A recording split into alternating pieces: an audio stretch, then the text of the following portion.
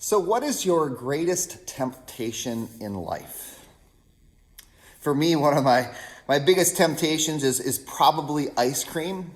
If there's a bowl of ice cream and some hot fudge on the table, I will eat it. There's no doubt whatsoever in my mind.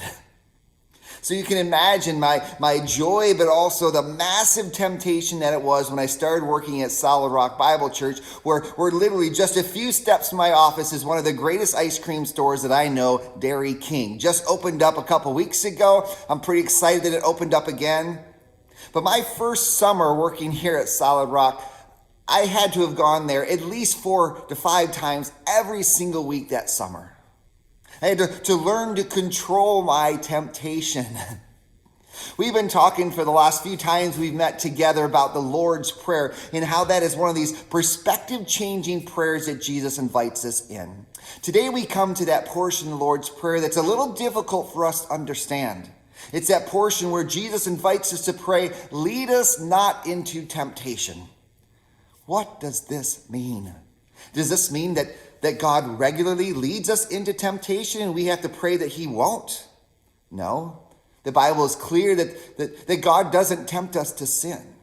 What Jesus is inviting us into here again is another change of perspective. It's a change of perspective that says, I am going to face temptation. How am I going to deal with it? God, help me see this temptation for what it is. I love that the Bible gives us some clear principles and clear promises. In 1 Corinthians 10, God tells us that every single temptation that we face, he always provides a way so that we can stand up under the strain of that temptation.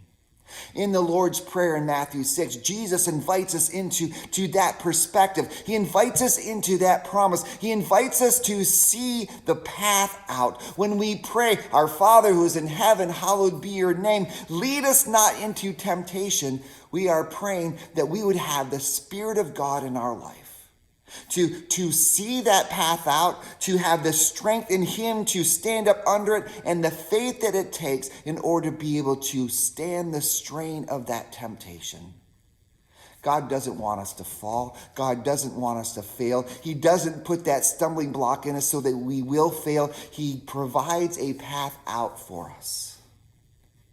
Friend, I don't know what you struggle with, if it's as simple and silly as ice cream, or if it's as life-altering as addiction and the brokenness that every single one of us face.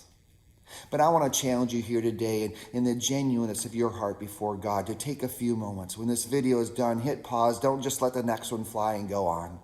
Hit pause and take a few moments here right now and ask God to give you that perspective. Help him to allow you to see that pathway, to stand up under, to be led around this temptation that you will face today. You know you're going to face it because you faced it yesterday and the day before.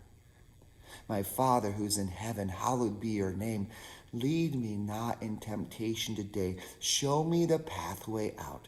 Give me the faith and the strength in your Spirit to stand up under this temptation that I am facing."